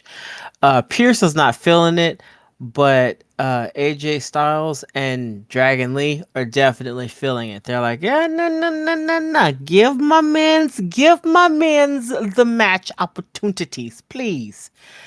They're feeling that, and because they were feeling that, then Pierce is like, Dragon Lee gave a big old spiel about how he would love to face them and whatnot. But whenever Adam answers, like he completely dismisses that shit, and he's just like, "Well, if you because for you AJ, for you Right. AJ, For we're gonna AJ. have the match." I'm like, "God damn!" What? Dragon Lee's like, "Oh, okay, bet." Yep. Yeah. So, excuse me. So they are going to have their rematch, Judgment Days, against AJ and Dragon Lee. So that'll Nice. So the be Judgment Day can definitively lose to AJ and yeah. Dragon Lee. Yes, their rematch is going to be next week. We'll see how that turns out. And just because I called it, and I think I called it, I think everybody we knew it was going to happen the second we saw it. Stephanie Vicaire and Nikki Bella are going to tag team and battle Roxanne Perez and Raquel Rodriguez. Yep. Um, to what end? I have no idea. Because ultimately, some of the stuff they do, I think, is because they gotta do stuff with folks, and that's Yeah. going to come up again here in this final match. Oh, Um, but I think this is occurring to further some story arc where Nikki Bella betrays Stephanie McClure, I think and so. so she Yeah. becomes a number one contender for that belt to have Nikki Bella go against her. Actually, Uh, I I hope that's what's happening. Yeah, I tend to think that's the long game here. Especially after that speech Nikki gave about like, being the champion puts a bullseye on your back and you can't trust anyone. And I'm like, yeah, but you're wanting her to trust you right now. And Yeah. so I think you more or less just telegraphed that she should watch her back from you as much as anyone. Yep. Um, but that does bring us to the fifth and final match of the night. Our main event, Charlotte Flair and Alexa Bliss, the reigning and defending women's tag team champions, versus Bailey and Lyra Valkyria in a battle to see who's actually friends. I mean, for the belts. Um, Yeah, I and guess. what were your thoughts? Yeah, they kept trying to make it be about like, well, whose friendship is more solid, Charlotte's and Alexa's or Yeah. Bailey and Lyra's? And I'm like, neither. Like, Bailey is crazy. Lyra doesn't know if her new bestie is going to hug her or choke her out. Uh, Charlotte doesn't know what the word "we" is. Like, and none of these women are like true besties. Like none of them. But bro, okay. Um, my opinion of this match, man. It again. This was just okay and kind of boring. I don't know what's going on with Charlotte. Like, I don't know what's going on with Charlotte right now. But her move set is kind of Yeah. you know, it's God, it's I don't I feel so bad because, I love me some Charlotte, but it's just been kind of ass lately. Like I think she's kind of doing the bare minimum, but I feel that way about so many wrestlers in WWE. They're just doing the bare minimum. And I don't know if that's because WWE is telling them, "Yo, just do the bare minimum," or if that's just what they feel like, "Hey, this is what we can get away with, so let's just do this." I don't know what it is, man, but see, now I'm starting to feel like I could accuse her of being a Nepo baby because she's not really riding on the coattails of great performances as of late. I wouldn't book her in the main event based on anything that she's done in the ring. Since coming back, since her return, there's nothing that she's done in that ring that's been oh so. Look, this is the same woman. Remember the match that she had for the belt against Rhea Yes, Ripley? I Remember do. I was just that thinking that actually. I was like the Charlotte from that knockdown, time. drag out bloodbath of a match? Remember Yeah, that? yeah, Who the is this brutality. person? Yeah. No, I fully agree with you, and I was like I said, I was thinking the same thing. I'm like, who is this Charlotte compared to that Charlotte? Yeah, like what are we doing here? Is it all about who's the cutest in the ring now? Cause honey, I'm not. Listen, don't get me wrong. You guys know I love a hot chick, but but I'm not fucking watching wrestling to watch you be hot. Yeah, and it's not these four women. It's not for me. I'm not I'm not here to watch you be cute. I'm here to watch you devastate your opponent. That man, I don't know. I don't know who this Charlotte is, but long story short, uh this is I felt like this was a phoned in performance from most of the ladies here involved. The storyline I'm not really following, nor do I really care to follow. So maybe it's on me. Maybe I'm just not investing enough into this storyline. But I don't think there's. I don't feel like there's much to invest. Just that's my opinion again. Um, so not even storyline wise am I interested in it. The match itself wasn't very interesting. There was nothing in there that happened that was just oh so fantastic. I mean, all the basics were a hit. All of the moves that you expect to see Bailey do, she did. Same thing with Alexa. And it's not that I don't like Alexa's finisher. I just don't like the fact that her finisher takes 15 fucking hours to happen. Yeah, yeah. The So Sister Abigail DDT, she sits up for a week. it makes it super unbelievable that anybody would sit long enough for her to do that fucking move unless they're just dead. And I don't think she does anything so devastating to her opponent that they would be dead like that they'd let her do a Sister Abigail DDT for 10 fucking minutes. Like, girl, I gotta go backstage. It's Taco Tuesday and you fucking around with this goddamn Super Abigail DDT. Like this 20 minutes later, my back hurts. Like My I knees gotta are giving pick out. I gotta pick my fucking kids up. Like, can we get on with this? So yeah, I don't know why she does it for 15 years. Like your audience ain't even popping that long. Like, girl, get it. And not only is it long, but her initial position that she has her opponent in for that that ain't even what gets you into the actual move. She's got to do another move before you even get to that move. Girl, if you don't fucking hustle and flow right the fuck now, if you don't get it popping, what is Yeah. happening right now? I agree with you. I think for me the issue is that she sets it up quick. Like, right, she grabs them quick, but then Yeah, but that ain't even. she Yes, sits there staring at the audience for like a long time. and then she's got Then to she's got cross to her wrap. arms. Oh, Yep, she's got to yes, wrap her arm around the back side of their head instead of the front side. and then Because look like at the audience again.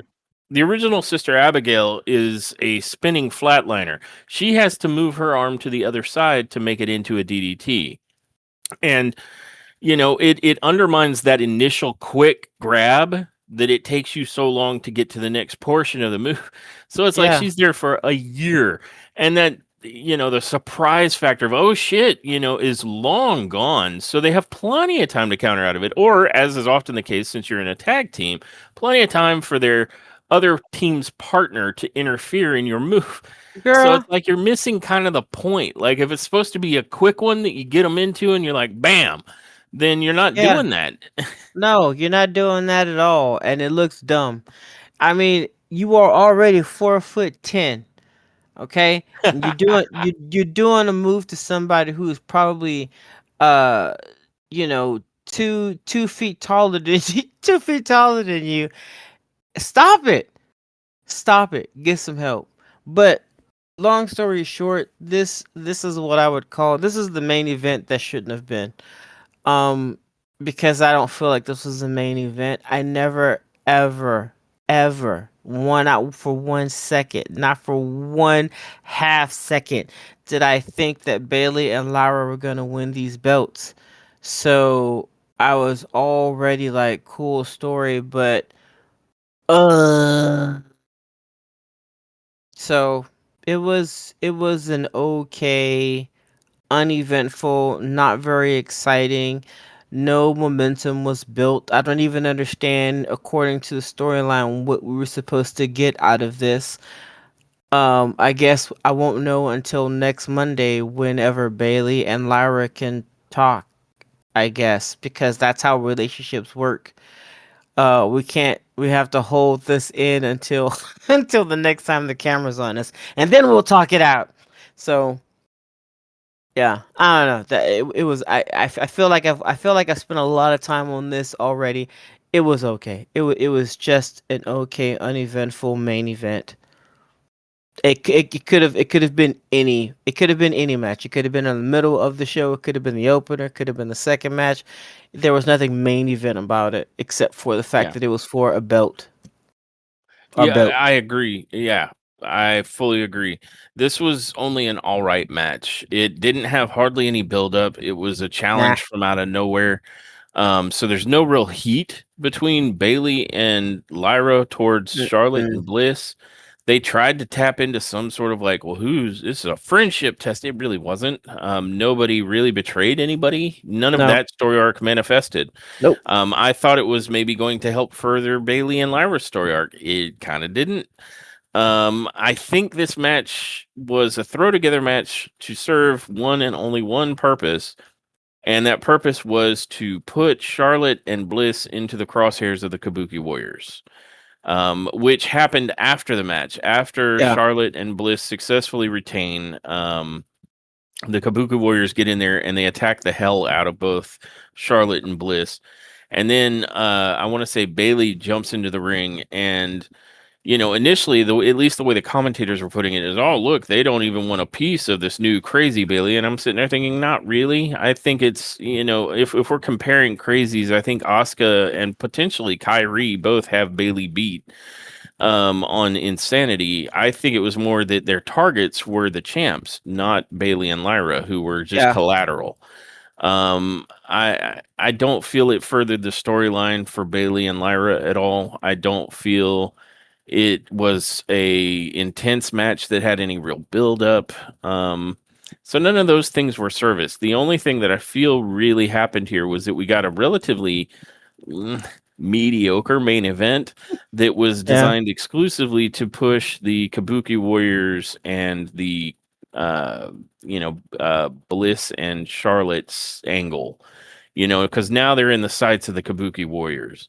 Yeah. Um, and unfortunately, while this match could have served multiple purposes, it could have been a banger of a match because it's the main event. It could have helped further some sort of, if you wanted friendship test, it could have furthered that. I didn't see any of that, not from Lyra, not from Bailey, not from Charlotte or Bliss.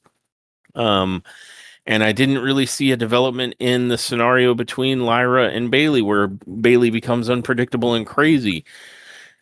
So really, the only thing it served when it could have served multiple things was putting the Kabuki Warriors and the current tag champs in contention with one another, and that was it. Relatively meh.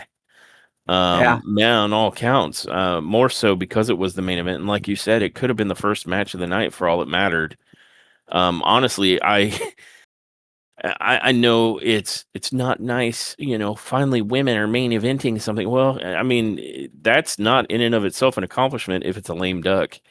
Yeah. You actually have to pull off the main event, and honestly, I think either Sheamus and JD did a better job of it, or even Knight and Breaker, because those were two better matches than this one was. Um, so relatively lame duck finish to the night, and Bailey comes back into the ring after the Kabuki Warriors are done beating up the champs, and then they sort of hightail it, and so we go off the air with the Kabuki Warriors kind of dancing crazy at the top of the stage. Um, and yeah, there's just this through line. Do you mind if I give my review first? No, please. All right. This sort of summarizes this particular Raw, honestly. I mean, there were a couple of good matches, but they were only good. None of them were great, although I do give mad props to JD McDonough's performance. But writ large, there isn't anything big to point to that was either overtly disappointing or anything that was like I felt strongly compelled or passionate about either. This was just the definition of mid. Um, it was not the best episode of Raw I've ever seen, unfortunately. Yeah. Um, and it didn't help me become overly interested in what happens at Saturday night's main event either. Especially considering this is the last Raw before we get there. Um, in particular, I'm not that invested specifically in kind of the world championship picture for all the reasons that I stated earlier. I feel like it's a foregone conclusion that Punk picks up this win, and then I feel like it's necessarily just going to be him being a placeholder for LA Knight and Breaker. So I'm much Yep. more interested in let's just get to LA Knight and Breaker. Yep. I'm not overly fetched about the placeholders.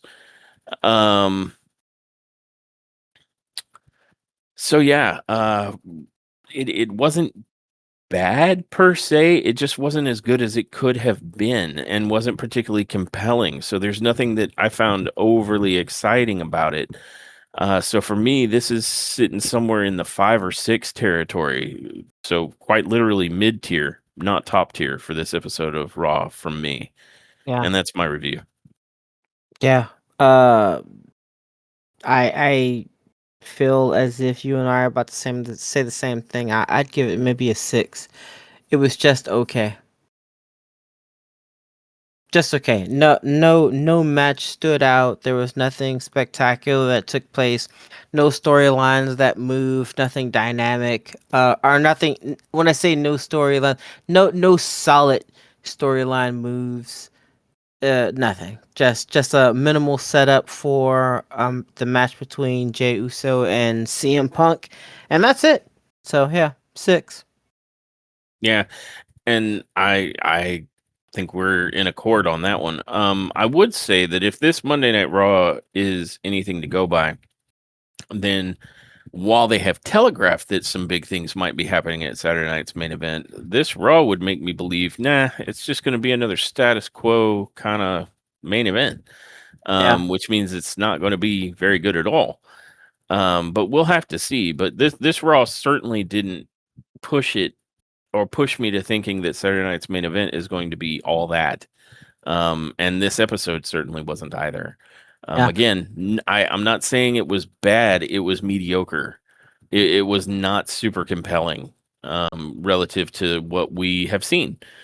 I don't know if certain storylines are just at that awkward midpoint or they're being built now. So we're waiting for it to get good. But this was a pretty thoroughly skippable episode of Monday Night Raw. I don't think fans would be missing much um, with this one. yeah. So I that agree. said, that all said, this has been our review of WWE Monday Night Raw, and I want to thank everybody who has listened and joined us. And I would invite you to do the same for our coverage of the upcoming Friday Night SmackDown, or depending on if we decide to. I'm on the fence at the moment. I don't know if we're going to check out Saturday night's main event or just hear about it later, but it'll be one of those two things. Um, So that all said, I don't think there's much left for me to do but roll the outro. Bye, guys. Thanks for tuning in to this episode of Top Tier Wrestling. We hope you enjoyed our deep dive into the latest WWE news and shows. You can find us on all major podcast platforms as well as our YouTube channel where we upload all of our episodes. You can also follow us on Instagram and X for updates and to join the conversation. Until next time, everyone, remember, wrestling is always better when it's top tier.